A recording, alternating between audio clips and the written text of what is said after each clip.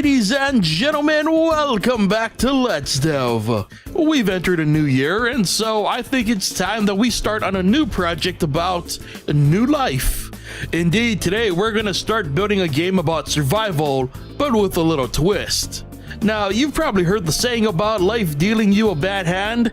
Well, we're gonna take that literally by mixing colony survival elements with that of literal cards. That's right, it's a mix of a god game and a card game in what I'm calling Hand of Life. This project is actually probably one of the oldest projects on my to-do list, going all the way back to what the project was inspired by, the debut of Card Wars in the Cartoon Network series Adventure Time. And though Card Wars is more of a play on Magic the Gathering, I thought the concept of a roguelike farm game could be derived from it, and the idea eventually grew beyond that. This project even predates Let's Dev in that the very first project ever cooked up for this very series took elements from the original concept from this very game. That is about as old school as it gets here, people, and thanks to the experience gained through doing Let's Dev, I finally feel ready to tackle this project full force. To start, we'll be keeping things simple. The first thing on our plate is to get a card system in place. Once we've got basic interaction down, we'll try tying that to basic placement controls so that we can transform cards into world objects. Sounds like a plan, so let's not waste any more time and get to the coding.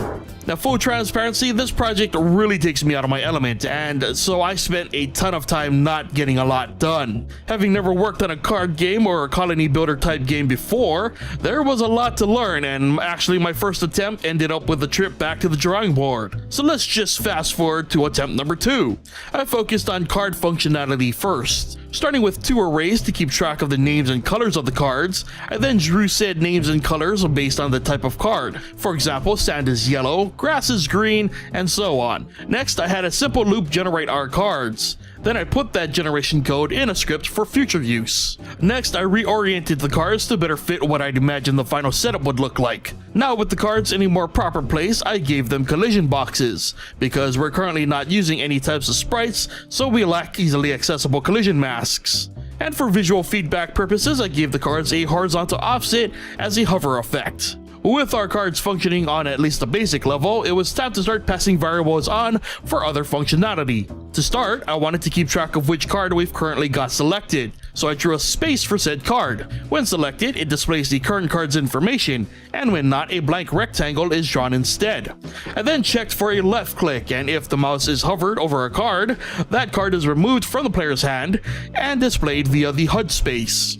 The left click would also generate a tile of the same type for placement in the world. And by utilizing something I learned working on the most recent holiday special, if I put all that info into a master list script, I could then access the same information with ease, and it would guarantee consistency across the board.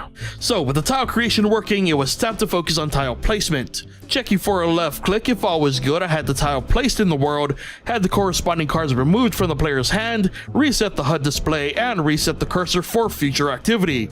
And finally, I restricted tile placement to a 16 by 16 grid, as you'd expect from a game featuring tile placement. And that'll do it for our first couple of steps into the building of Hand of Life, and with it this episode of Let's Dev. So remember that if you like this video or enjoy Let's Dev in general, be sure to hit that like button. If you aren't already subscribed, be sure to hit that subscribe button, and be sure to turn on notifications so you never miss a new episode. And as always, be sure to leave your thoughts on our progress in the comment section below. Thank you so much for watching, and I'll see you guys next time.